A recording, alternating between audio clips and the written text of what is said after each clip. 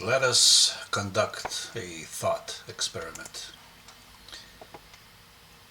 Let us return to my sixth monologue on parasites and zombies and expand upon this theme. What if, as I said there was a parasite that was an evolution of genetic parasites? It was a mimetic parasite, an ideological parasite, an ideological parasite that preyed on other cultures, on other ideologies. What if this parasite infiltrated hosts, subverted them, corrupted them, took them over from the inside ideologically, using language, using their anxieties, their fears, their inhibitions, their waning energies, their insecurities, using psychology. This is the magical power of words, the the ability of a magician to cast spells using words to exploit a human's psychology, his weaknesses, his fears, his hopes. What if such an ideology does exist? Let us assume now that at some point hosts have discovered this parasite in their midst, that as they declined in health, many of these ideologies, these cultures, began to wonder why they were turning so against themselves, why their ideals are no longer the ideals of old, why they no longer care about their ancestors, why they no longer pray to their original gods. Why do they pray to new gods? Oh God, that is the antithesis of their gods. What if this culture began seeking the reasons for this? The reasons why it had become so suicidal, that it had turned it against itself. And in its search, it had discovered that it had been infected by a parasite, an ideological parasite transmitted linguistically from mind to mind, exploiting weaknesses, fears, anxieties, like I said. And it began to extricate this parasite. Maybe this has happened 103 times in the past. And maybe it's about to happen again. Now let's assume that this is going to happen, and this host, this new host that is currently dying, is beginning to realize why it is dying with such quickness. Not that the parasite caused its demise, but that the parasite accelerates its demise, exploits it for its benefit. Because, like I said, this parasite preys on weakness, and this host has become weak, and this is why it is being exploited by something even weaker than itself, more subtle, and yet more clever, having infiltrated the host by pretending to be part of it, convincing the host that it was always a part of it. When, if you study the parasite, the parasitical ideology, it is the antithesis of the host. It is the opposite. Its God is the opposite of the host's original gods. Its ethical system, its ethical values, its ideals are the opposite of the hosts. Now, just like a cancer, if it has spread throughout the organism, it is difficult to extricate.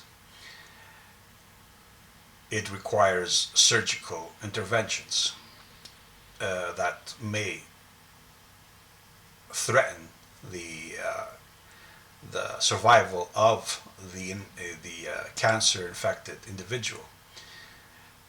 And this is exactly what happens if this parasite has embedded itself in the host's most crucial institutions, especially its core institutions like the education system, like the political system, like the entertainment system, like its culture, whatever produces its culture, has infiltrated its linguistics and corrupted them to its own benefit, to take control of the host through language, like I said. Now, the process of extricating such a parasite that has been so embedded is difficult. And like I said, sometimes the medication to heal oneself threatens to kill oneself. But let's say the host decides that it's a worthy attempt, that it's willing to risk it. Now imagine from the perspective of the parasite who uses victimhood as its identity and exploits the victim psychology that is inherent in all living organisms, their sense of insecurity and vulnerability.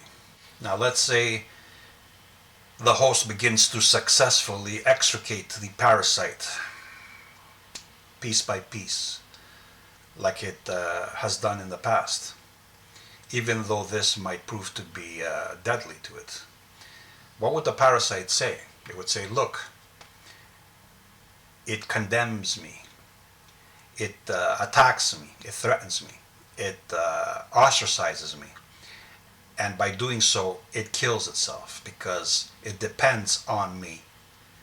I was the reason it was so strong. I was the reason it was so healthy, which is a lie.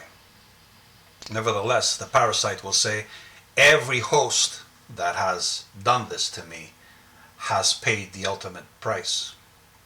That's what it will say. It will say, any host that has turned against me has died, which is also a lie. And this is the power or the utility of the scapegoat.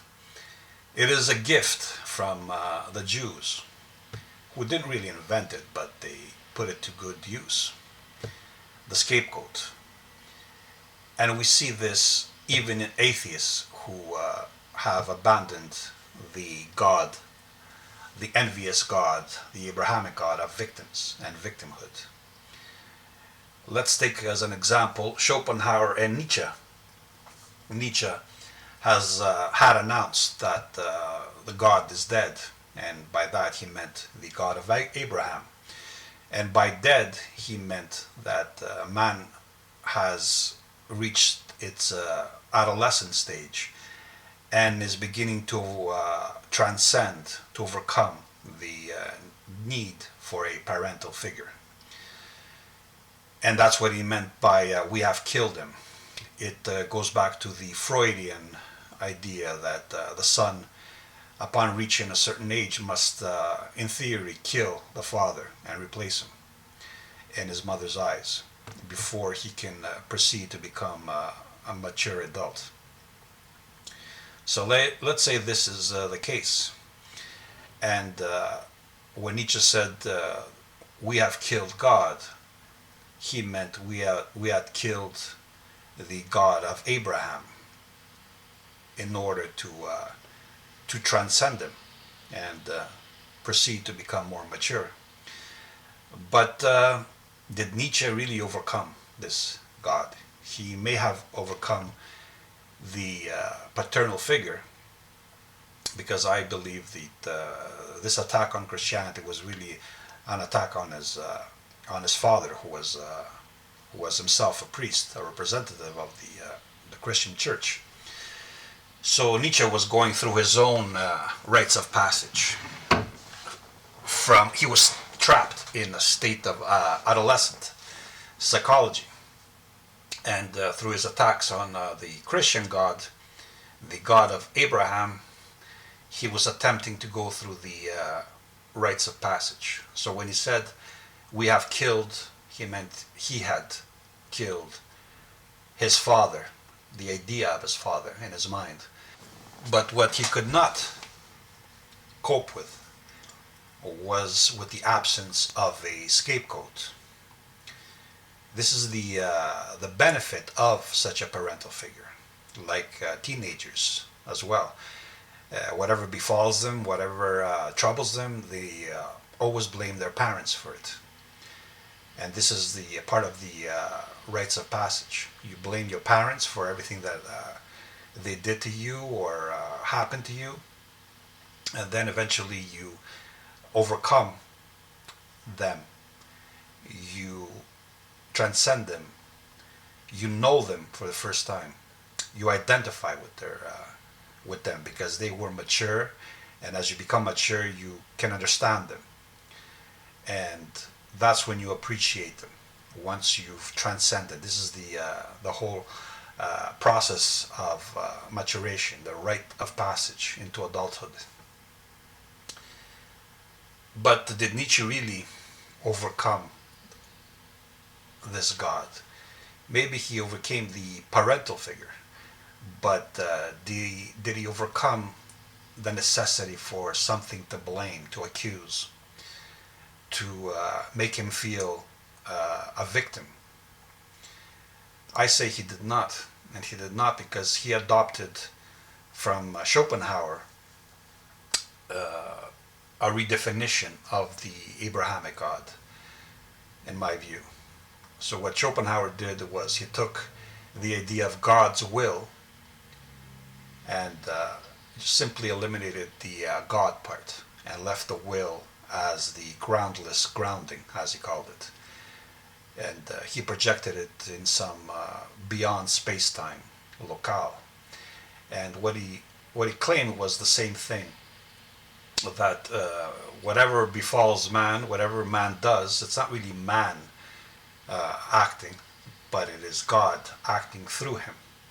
This is something the Jews have perfected, if you notice.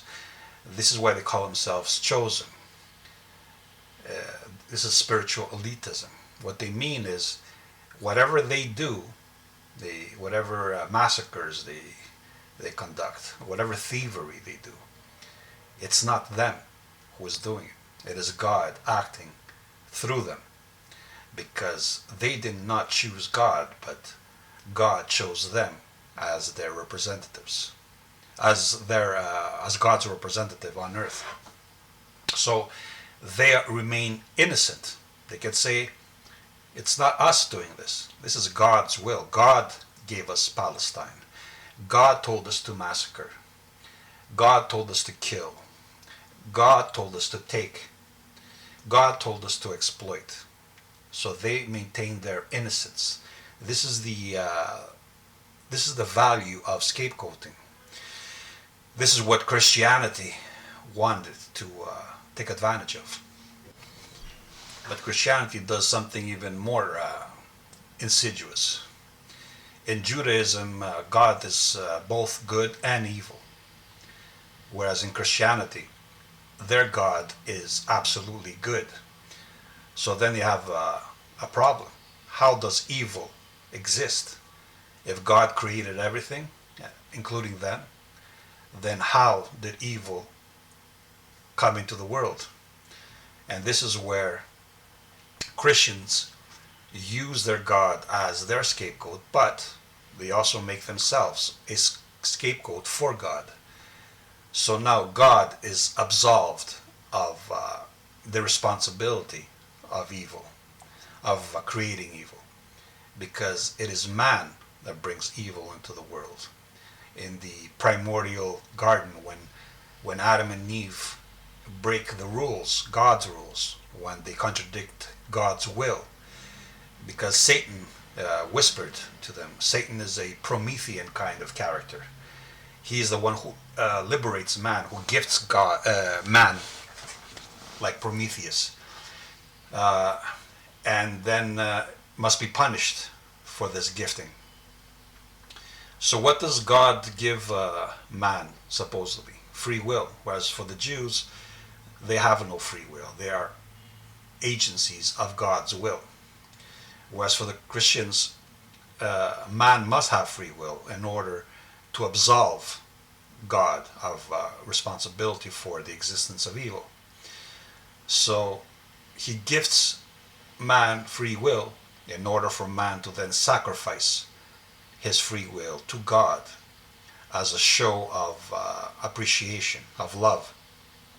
Similar to how Abraham was gifted a son and then was asked to slaughter his son, to sacrifice his son as evidence of his faith. And this is exactly what is expected of the Christian. So it's not really a gift. It's a non-gift. It's a gift that must be returned. And this acts, like I said, as an excuse, as a narrative ploy to explain why this benevolent, good God, absolutely good God, allows evil to happen. It is because man does this to himself, because he exercises his free will, which he's not supposed to. He's supposed to sacrifice, surrender his free will to God. And this ecological crutch is something not even atheists can live without. Look at how many atheists deny free will, deny that they have agency at all, because they cannot cope with the idea that they are in part responsible for whatever happens to them, especially the negative stuff. Since they have no God to blame, no scapegoat there, they must have something like a scapegoat. And in the secular version, the scapegoat is absolute order, or what they call nature, or what Spinoza called Deus. Nature becomes defined as absolute order. Therefore, everything is determined. Therefore, everything that anybody does is according to order. And this order, this law, is not like God's law. It cannot be broken. So there's nothing to feel ashamed about. They are guiltless. They are shameless, because everything they do is according to natural law.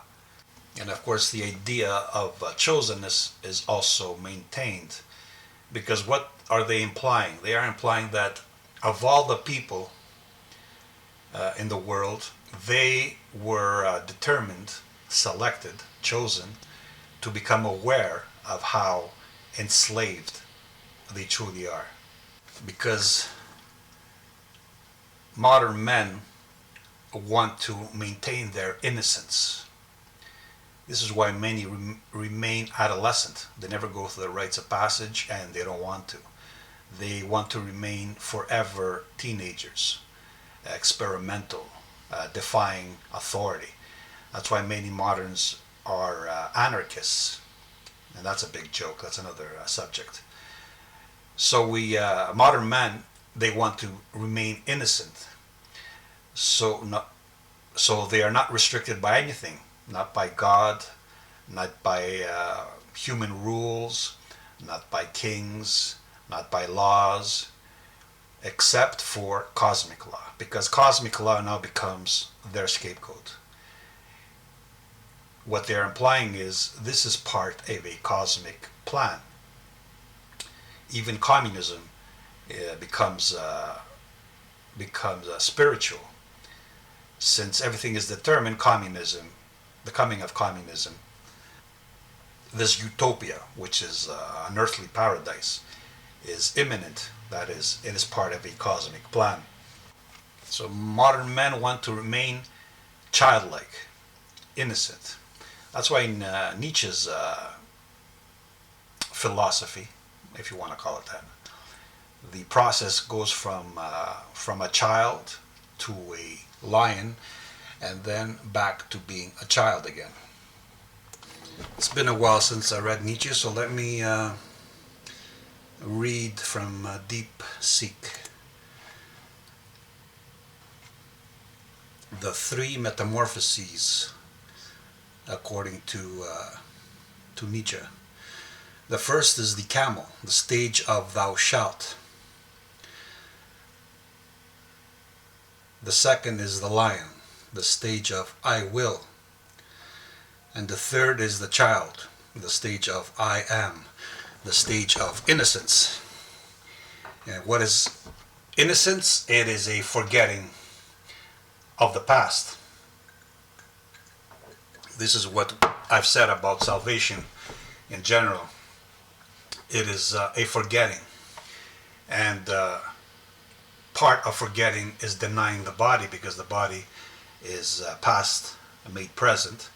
Therefore, a constant reminder of the past. The body represents everything that was naturally selected in the past. And that's why the appearance is so fundamental, not only superficial, it's fundamental, because the appearance is how a conscious mind perceives this presence, this past made present. So the child is a return to innocence. So even in Nietzsche we see this desire to become innocent, to find absolution, to find salvation from the past, to be reborn. And this is evident in the Christ myth. God supposedly sends himself, in essence, in corporeal form to die. But a God cannot die, so what sacrifice is really made? It's all bullshit, in my view. Nevertheless, it's symbolic. He sends his son to die in order to absolve mankind of its sins. Now look at the narrative. Christ is crucified. In other words, his body is crucified, is sacrificed, is killed, in order for Christ to be reborn as pure spirit, that is, pure idea of the mind, because eternity is always preserved mentally, because the physical body cannot be immortal, but an idea can. So he returns as pure idea. That's the example he gives to mankind. Mankind has to abandon the body, the physical, the primal, abandon the past, and be reborn. That's why baptism is a symbolic drowning of man, so that he's reborn as a purified idea, an idea that has no will, because it is now completely surrendered to God's will. It is an instrument of God's will. Just like in Schopenhauer, every life, everything that exists, is a manifestation of this groundless grounding he called will. So this primordial sin is this exercising of free will by Adam and Eve, which must be absolved, erased by destroying the body. This is why in Abrahamism the soul, or the spark, is trapped. It is imprisoned by the body, and it's awaiting liberation. And the Savior comes to liberate the soul. In Judaism, they're still waiting for their Messiah to come liberate them. And they are promised that they will, all of mankind will then serve them. Most people don't even know what Judaism preaches. They haven't read the Talmud, they haven't studied Kabbalism, so they assume that it's like Christianity, it's benevolent and all that horseshit.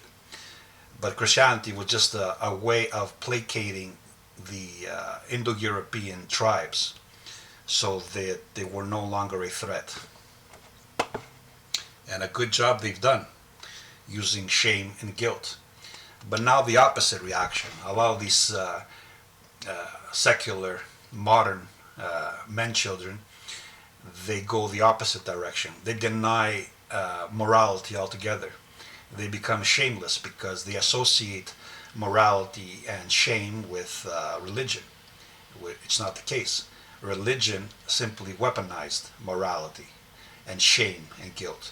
And these things are part of natural selection, part of the social instinct, part of social behavior. Without ethic, without morality, the cooperative strategies like prides and packs, wolf packs, and human groups, any social strategy would be impossible. Their messianism has this either or scenario where either all of mankind is quote unquote saved, that means subdued, it submits, or Armageddon, the entire world is destroyed, all of mankind is erased. This is how they think.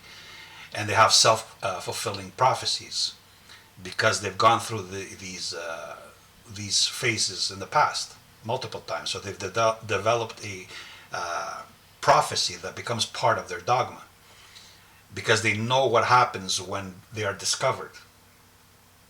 It's inevitable when a host discovers that there's an alien entity that is acting counter to its original welfare, its original ideals. It reacts in the same way they expect it to react, even though it might mean the end of its own life.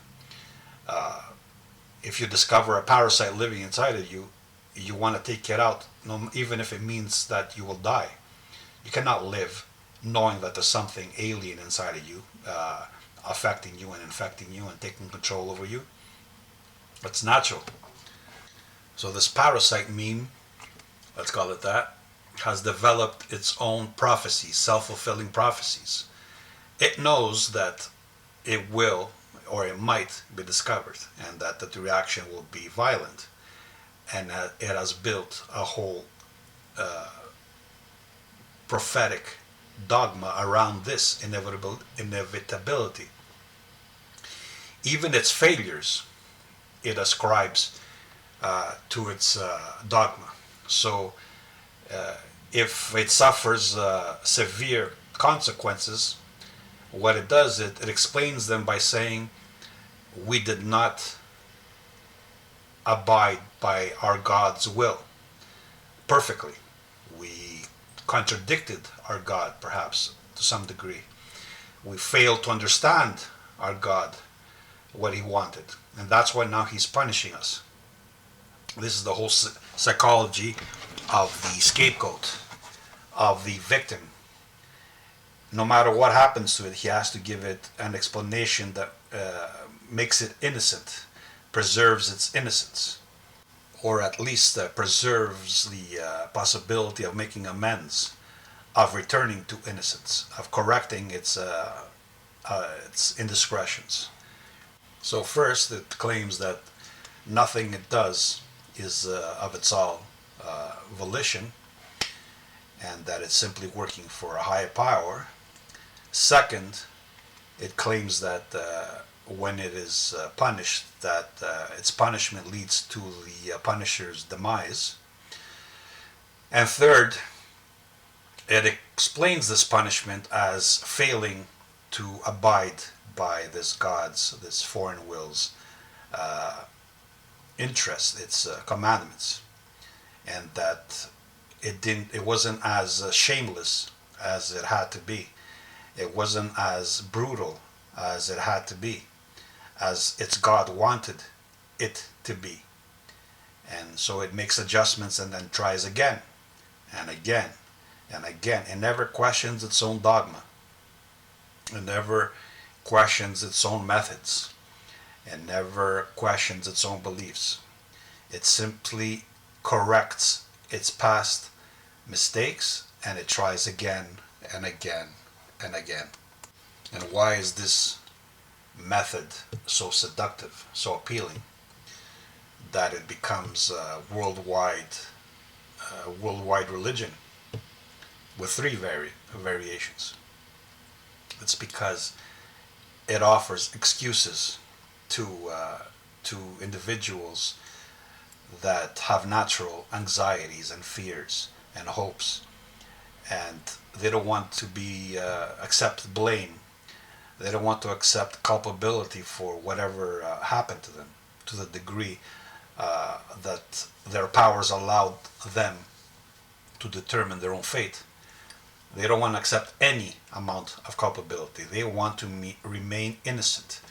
They want to remain victims of somebody else. This is why in communism, it is always the capitalist that exploits man, or the proletariat, even though exploitation is part of nature. Every time you eat a meal, you're exploiting the work of a living organism. Hours and hours of work. This is what the physical body is. This is what a plant body is, a plant form. This is what flesh is. It is work, made flesh.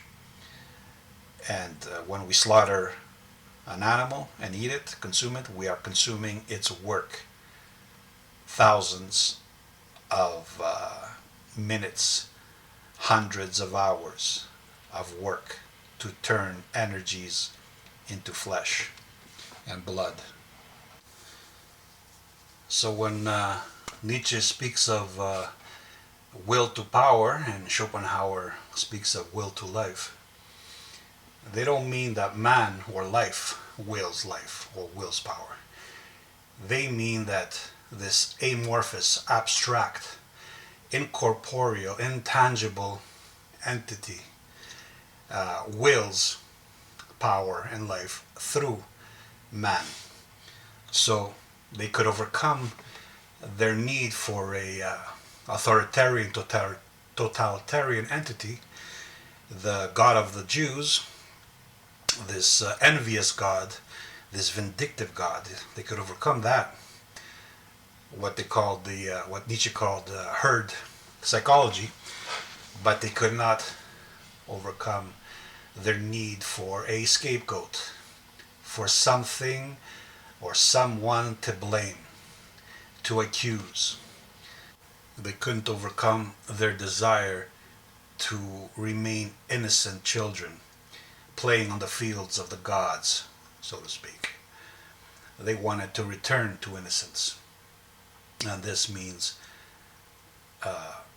denying all responsibility, denying all culpability, denying all participation in determining their own fate, in determining the fate of all life, of everything. Because life participates in what is being determined through willful actions, through choices. I've gone through this in my monologue on free will. Even his desire to liberate the individual from the collective, Nietzsche failed to recognize how dependent an individual belonging to a social species like man, how dependent such individuals are on collectives. Even Goethe said that there is no mankind, there are only men. And though this is true, there are no men without a collective, without a tribe, without a group. Even if this group is a species. A species is a collective, determining a man's traits. And men are forever dependent on groups because they are big-brained and require support and protection during their formative years and later on, because individual men cannot compete with other creatures in nature. So they need other men. And men like Schopenhauer, Nietzsche, and Goethe could not have focused on intellectual stuff if they were individually trying to survive in nature alone without a collective support system. This is why we must seek independence from large collectives, because the larger the collective, the more the individual is diminished and is forced to abide by the common denominator, which in larger collectives becomes lower and lower to accommodate the quantities of individual participating within a group. Smaller collectives are less inhibiting of uniqueness and individuality. Larger collectives always produce uniformity. So we must differentiate between what Nietzsche called herd psychology and pack psychology. It's not the same thing. One belongs to the herbivores, the other belongs to carnivores, to predators. This is why in Americanism, when they talk about diversity, they don't really mean actual diversity. They mean superficial diversity. They mean uniformity of thinking, of behaving. They mean a common ideal that includes as many individuals into it, into its uniformity. And that means abolishing anything that divides, such as gender, such as race, such as actual culture, and such as religion. Even religion becomes divisive. So although Nietzsche spoke against victim psychology, he sort of embraced it, because when he denied free will, what is he implying? He's implying that whatever happens to man, it's a matter of chance. It's a matter of forces beyond man's control, that he must stoically endure whatever happens to him, even though he spoke against Stoicism as well. What he meant was that man should act without considering the consequences, as if he were a child at play. So what he was promoting was forgetfulness, which is a sort of death and rebirth with every morning, right? You go to sleep, you forget what happened to you yesterday. It doesn't factor into your judgment today. So you remain innocent in that way. And you act without being inhibited by what occurred to you in the past. And of course, he never practiced what he preached. He never even managed to play with the most dangerous plaything, according to him, woman. He failed even at that. And Salome had either he rejected her or she rejected him, and willfully chose a Jew, one of Nietzsche's buddies, which is ironic, isn't it?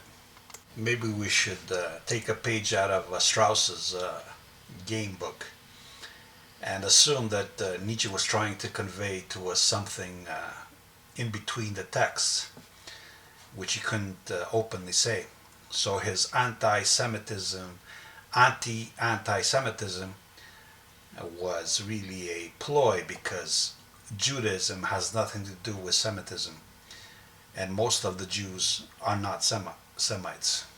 And this is just another example of how words have been corrupted, and how Western man, so-called Western man, is infected by a parasite that uses nihilism as a tool. What is this famous covenant? It is a covenant between a population of slaves with no unifying identity, using a parasitical method of propagation and survival, accepting nihilism as a method of exploitation and manipulation. And this is why we live in a world in the West where everything is permeated by nihilistic dogma. Even the definition of nihilism is nihilistic. And why is nihilism, no matter what variant it is, whether it's secular or religious, why is it so effective? I think I've gone into it in my monologue on nihilism. It is effective because it's a defensive method. It uses language to create parapets, linguistic codes, like in the Matrix, codes, walls of codes, supposedly protecting those within its parameters, its paradigm, from a world they cannot endure for long. A world that is brutal and unjust, what we would say inhumane, and most of all, a world that is indifferent. You cannot coerce, you cannot seduce, you cannot bribe nature. You can only endure it and learn how to cope within it. But most men cannot. Or this is just a way of that most men choose to cope with all of this injustice that they perceive subjectively. So it's always about protecting the ego from reality. And this is why it is so popular. This is why nihilism is so effective as a method of mass control. This is why its religions become so popular. This is why its secular variations like Marxism, like postmodernism, are so effective as well and so popular. Because most men cannot cope. They need something to help them cope, like the scapegoat.